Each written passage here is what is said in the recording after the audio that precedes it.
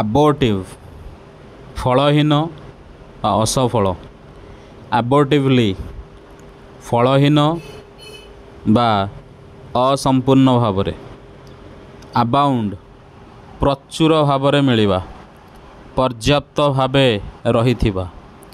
About ସମ୍ପର୍କରେ, ସମ୍ବନ୍ଧରେ, କୌଣସି ବିଷୟରେ, ପାଖାପାଖି ସମୟରେ, ନିକଟରେ, ଚାରିପଟେ, ପ୍ରାୟ, ପାଖାପାଖି, ସନ୍ନିକଟ, ଚାରିଆଡ଼େ। ଆବାଉଟ ଫେସ୍ ପୂର୍ବ କାର୍ଯ୍ୟ ବା ମତର ସମ୍ପୂର୍ଣ୍ଣ ପରିବର୍ତ୍ତନ ବା ବିପରୀତ ଦିଗରେ।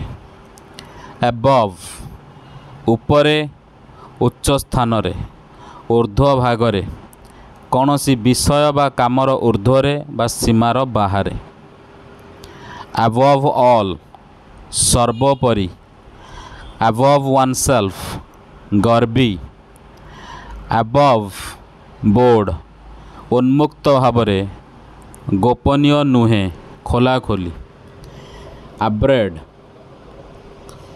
କ୍ଷୟପ୍ରାପ୍ତ ହେବା, ଚାଞ୍ଛିବା, ଘର୍ଷଣ ଜନିତ କ୍ଷୟ ହେବା, ଚର୍ମ, ଲୁଗା ଇତ୍ୟାଦି ସମ୍ପର୍କରେ।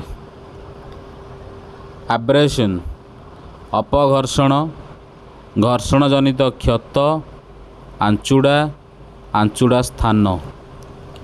ଆବ୍ରେସିଭ ଅପଘର୍ଷକ, ଘର୍ଷଣ ଦ୍ୱାରା ମସୃଣ କରିପାରୁଥିବା, କଟୁ, ଅସହ୍ୟ, କର୍କଶ ବ୍ୟବହାର, ଅପମାନଜନକ। ଆବ୍ରେସିଭ ସବଷ୍ଟାନ୍ସ ଅପଘର୍ଷକ ପଦାର୍ଥ।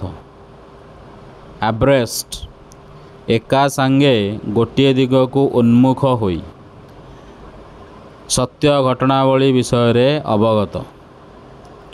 ଆବ୍ରେଜ ସଂକ୍ଷେପ କରିବା ବା ଆକାର କମାଇବା। ଆବ୍ରେଜମେଣ୍ଟ ସଂକ୍ଷେପଣ, ସଂକ୍ଷିପ୍ତ ସାର। ଆବ୍ରଡ ବିଦେଶରେ, ଅନ୍ୟ ଦେଶରେ, ବିସ୍ତୃତ ଭାବରେ, ଚାରିଆଡ଼େ, ସର୍ବସାଧାରଣରେ ପ୍ରଚାରିତ। ଆବ୍ରୋଗେଟ ପ୍ରତ୍ୟାହାର କରିବା, ଉଠାଇ ନେବା, ରଦ୍ଦ କରିବା, ଆଇନ, ପ୍ରଥା, ଆଦେଶ ଇତ୍ୟାଦି। ଏବ୍ରୋଗେସନ ପ୍ରତ୍ୟାହାର, ରଦ୍ଦ, ବାତିଲ। ଆବ୍ରପ୍ଟ ଆକସ୍ମିକ, ଅତର୍କିତ, ତରବରିଆ, ରୁକ୍ଷ ବ୍ୟବହାର।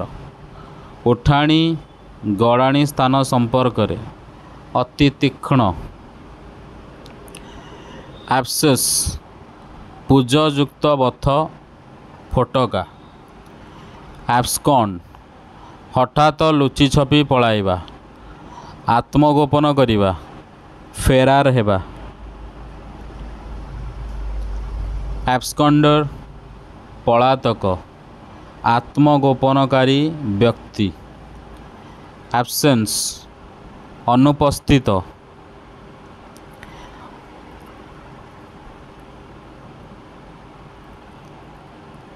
ଅନୁପସ୍ଥିତିର କାଳ ବା ସମୟ।